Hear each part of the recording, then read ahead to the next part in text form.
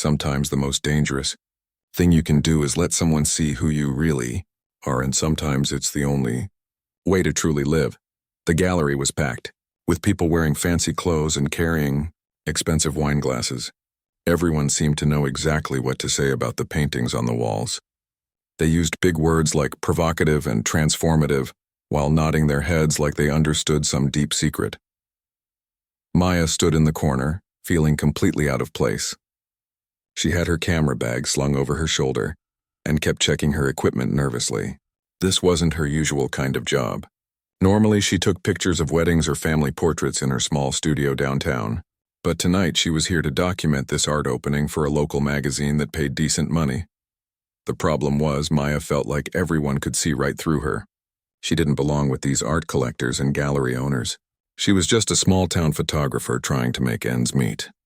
Her camera was her shield. When she held it up to her face, she could hide behind the lens and pretend she was invisible. But tonight, things weren't going according to plan. Maya reached for her camera to start taking photos, but something was wrong. The display screen flickered and went black. She pressed buttons frantically, but nothing happened. Her heart started racing. Without her camera working, she felt exposed and vulnerable in this room full of strangers. Having trouble with that? A gentle voice asked from beside her. Maya looked up to see a man about her age watching her with kind eyes. He wasn't wearing a fancy suit like most of the other guests. Instead, he had on simple dark jeans and a button-down shirt with the sleeves rolled up. There was something tired about his face, like he'd been working long hours, but his smile seemed genuine. "My camera just died," Maya said, feeling embarrassed. "I'm supposed to be working tonight, but now I'm stuck." The man nodded toward her camera. "Mind if I take a look?" "I'm not a professional, but I know a little about photography." Maya hesitated. She usually didn't trust strangers with her equipment. But there was something about this guy that felt safe. She handed over her camera, and he examined it carefully. "I think your battery connection is loose," he said, gently adjusting something inside the camera body. "Sometimes when these get knocked around, the connection gets wobbly." He handed the camera back, and Maya turned it on. The display screen lit up perfectly. She couldn't believe it. "How did you know how to fix that?" she asked, genuinely impressed. The man shrugged. "I picked up photography as a hobby. Helps me relax after long days at work. I'm David, by the way, Maya, and thank you so much. You just saved my entire evening." They shook hands, and Maya noticed that David's grip was firm but gentle. His hands looked like they were used to careful, precise work. "What kind of work keeps you busy enough to need photography as stress relief?" Maya asked, curious despite herself. "I'm a doctor," David said simply. "Emergency room. Lots of long shifts, lots of intense situations. When I get home, taking pictures of quiet things helps my brain slow down." Maya nodded, understanding that feeling. "I get it. Sometimes I think I became a photographer because I prefer watching life happen instead of being in the middle of it." They found themselves walking slowly around the gallery together, looking at the artwork on display. The paintings were bold and colorful, full of emotion and movement. Maya started taking photos for her assignment, but she kept finding herself in conversation with David. "Do you actually like this stuff?" David asked quietly, nodding toward a particularly abstract painting that looked like someone had thrown paint at a canvas. Maya laughed softly. "I honestly have no idea what I'm looking at, but everyone else seems to think it's brilliant, so maybe I'm missing something." "Or maybe," David said with a small smile, "sometimes people pretend to understand things because they think they're supposed to." There was something refreshing about David's honesty. Most people Maya met tried to impress her or act like they knew more than they did. David seemed comfortable admitting when he didn't understand something. As the evening went on, Maya found herself relaxing. She still took photos for her job, but she wasn't hiding behind her camera as much. David asked thoughtful questions about her work and actually listened to her answers. When she mentioned that she mostly did weddings and portraits, he didn't look down on her like some people did. "That must be nice," he said, "capturing happy moments for people. In my work, I mostly see people on their worst days. It would be good to document the good times too." Maya looked at David more carefully. There was something sad in his eyes even when he smiled. She recognized that look because she saw it in her own mirror sometimes. It was the look of someone who spent a lot of time taking care of other people, but forgot to take care of themselves. "Do you have family?" Maya asked gently. David's smile faltered just slightly. "Not anymore. I was married for a few years, but that ended recently. Turns out when you spend most of your time at the hospital, it's hard to maintain relationships at home. Maya felt a pang of sympathy. She'd never been married, but she understood loneliness. Her own relationships had failed because she always kept people at arm's length. It was easier to stay behind the camera to observe rather than participate. "I'm sorry," she said quietly. "It's okay," David replied. "Well, it's not okay, but I'm learning to deal with it." "What about you? Family? Boyfriend?" Maya shook her head. "Just me. I have some family in other states, but we don't talk much. And dating." She trailed off, not sure how to explain that she was terrible at letting people get close to her. "Dating is complicated," David finished for her. And she was grateful he understood. The gallery was starting to empty out as the evening wound down. Maya had gotten all the photos she needed for the magazine, but she wasn't ready for the conversation with David to end. There was something comfortable about talking to him, like they understood each other without having to explain everything. "Would you like to get coffee sometime?" David asked as they walked toward the gallery exit. "I mean, if you want to. No pressure." Maya felt that familiar flutter of anxiety in her stomach. This was usually where she would make an excuse and disappear. Getting coffee with someone meant letting them see more of her real life, her small apartment, her quiet routine. It meant risking the possibility that they might not like what they found. But looking at David's hopeful expression, Maya made a different choice than usual. "I'd like that," she said, surprising herself. They exchanged phone numbers, and David promised to call her in a few days. As Maya walked to her car, she realized she was smiling. For the first time in months, she was actually looking forward to something that didn't involve hiding behind her camera. Maybe, she thought, it was time to stop being afraid of being seen. 3 weeks had passed since that night at the gallery, and Maya couldn't believe how much her routine had changed. She and David had met for coffee twice, then dinner, then long walks around the city park. Each time they spent together felt natural and easy, like talking to an old friend she'd somehow forgotten she had. Tonight was different, though. David was coming to her apartment for the first time, and Maya was nervous in a way she hadn't felt in years. Her small studio apartment above the photography shop wasn't much to look at. It was cramped and cluttered with camera equipment, photo prints scattered on every surface. Most people who saw her living space thought it was messy and disorganized, but Maya knew David would understand. He'd mentioned during one of their coffee dates that his own apartment was pretty basic, too.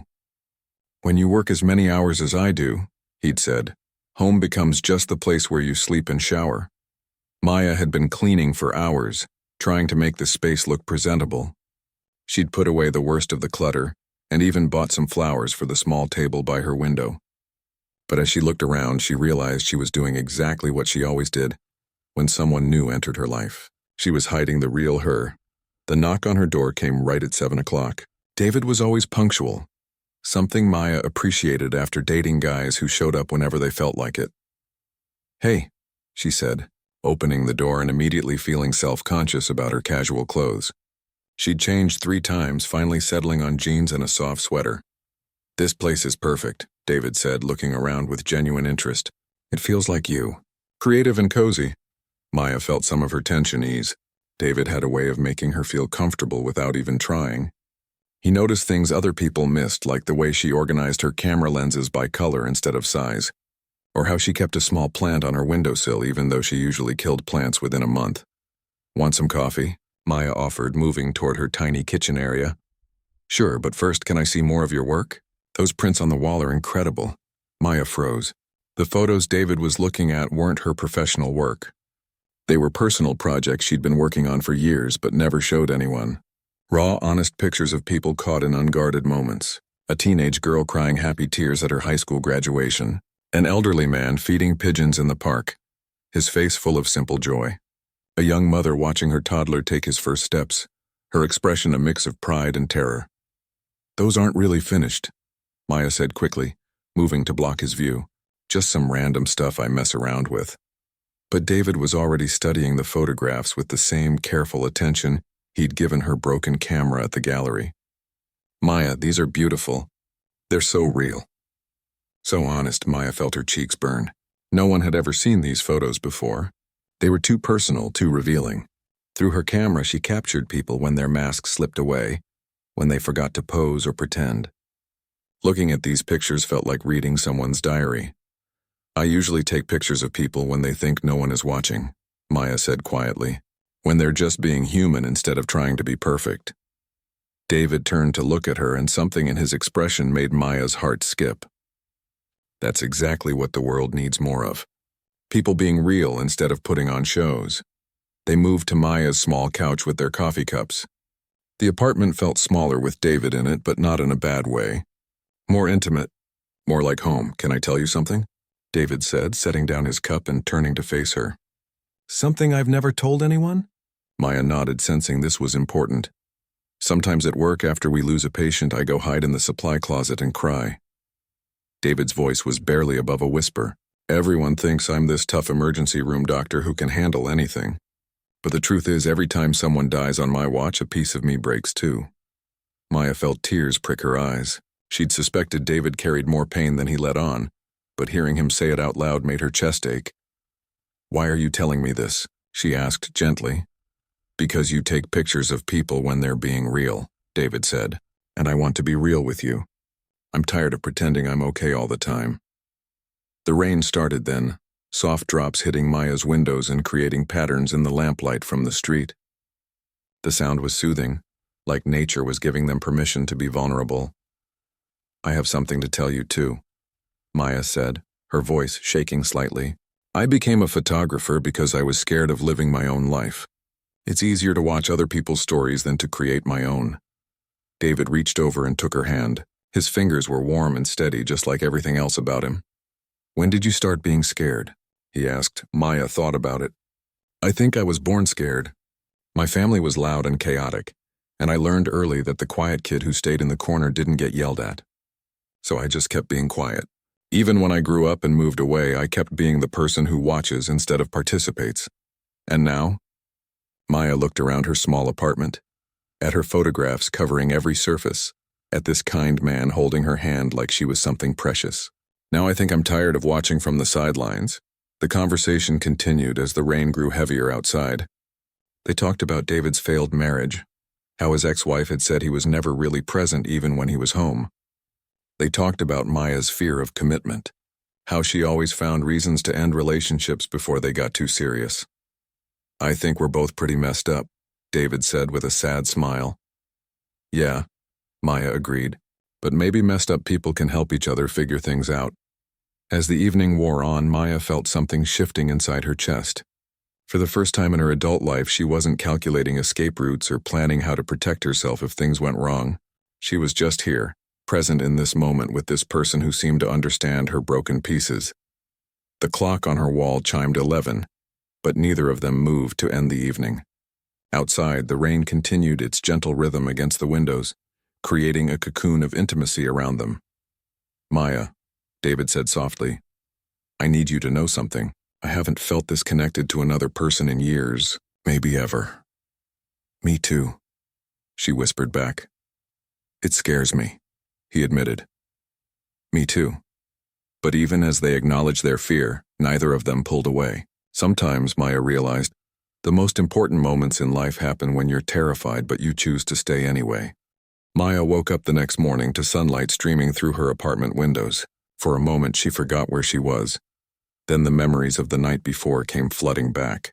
She turned her head to see David sleeping peacefully beside her, his face relaxed in a way she'd never seen before. The vulnerability and connection they'd shared felt like a dream. But looking at David now, seeing how peaceful he looked, Maya knew it had been real.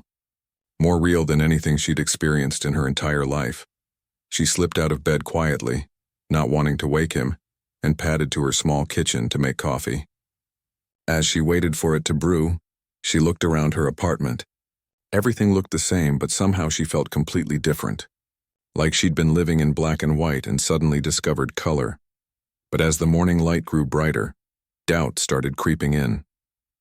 What if last night had been a mistake? What if David woke up and regretted everything? What if she'd shared too much, revealed too much of herself? Maya had never been this vulnerable with another person, and now, in the harsh light of day, it felt terrifying. David stirred in the bed and slowly opened his eyes. When he saw Maya by the window with her coffee cup, he smiled that gentle smile that had first drawn her to him. Morning, he said. his voice rough with sleep. "Good morning," Maya replied, suddenly feeling shy. "I made coffee." David sat up, running his hands through his hair. Maya could see him processing the night before, just like she had been doing. But instead of regret in his eyes, she saw something that looked like wonder. "Last night was—" David started, then paused, searching for the right words. Maya held her breath, preparing herself for whatever he was about to say. "Last night was the most connected I've felt to another person in years," he finished. "Maybe ever." Relief flooded through Maya's chest. "Really?" "Really." David got up and walked over to her, accepting the coffee cup she offered him. "But I have to be honest with you about something." Maya's stomach dropped. Here it comes, she thought. The part where he explains why this can't work. "I'm scared," David continued. "I'm scared because I have to go to work this morning and pretend to be Dr. Rodriguez, the guy who has everything together. But being here with you, I feel like I can just be David, the guy who cries in supply closets and doesn't know how to balance work and life." Maya understood exactly what he meant. "I feel the same way, like I've been playing a character my whole life, and last night was the first time I got to be myself." They stood by the window, drinking their coffee and watching the city wake up below. Maya felt like she was seeing everything through new eyes. The people walking to work, the cars navigating traffic, the pigeons fighting over breadcrumbs on the sidewalk. All of it seemed more vivid, more meaningful. David's phone buzzed on the nightstand. He glanced at it and sighed. "That's the hospital. I need to get going soon." Maya nodded, trying to hide her disappointment. She'd known this moment would come, but she wasn't ready for their bubble of intimacy to burst. David seemed to sense her mood. "This doesn't change anything between us," he said firmly. "Last night wasn't just a one-time thing for me. I hope it wasn't for you either." "No," Maya said quickly. "It wasn't." But as David gathered his clothes and got ready to leave, Maya could feel him transforming back into his professional self. The man who had shared his deepest fears with her was slowly disappearing, replaced by the competent doctor who had to go save lives. "I'll call you later?" David asked as he headed toward the door. "I'd like that," Maya replied. After he left, Maya sat on her couch in the quiet apartment, trying to process everything that had happened. She felt raw and exposed, like a nerve that had been uncovered. Part of her wanted to retreat back into her old patterns, to hide behind her camera and pretend last night had never happened. But another part of her, a part that was growing stronger, refused to let her run away.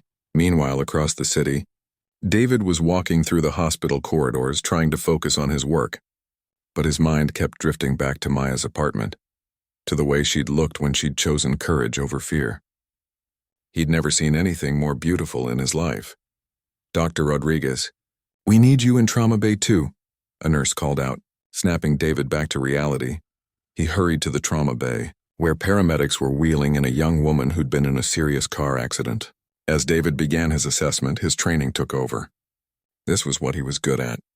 This was where he felt confident and in control. But as he worked to stabilize the patient, something was different. Usually, David compartmentalized his emotions completely during emergencies. Today, he found himself really seeing the patient as a person, not just a medical case. He noticed that she was wearing a wedding ring, probably not much older than Maya. Someone was waiting for her to come home.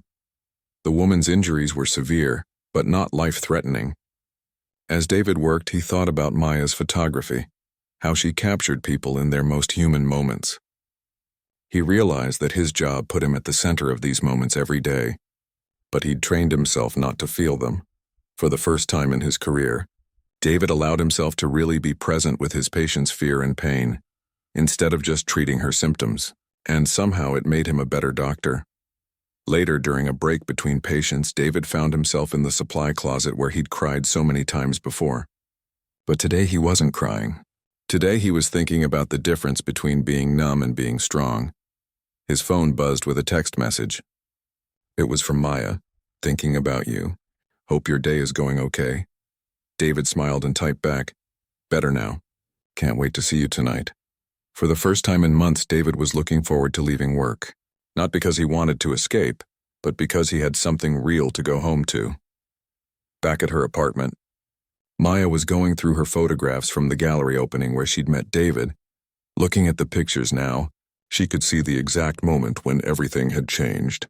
There was a photo of David examining her camera, his face serious and focused. And there was another one she'd taken without thinking, of him smiling at her after he'd fixed it. She'd been documenting their first meeting without even realizing it.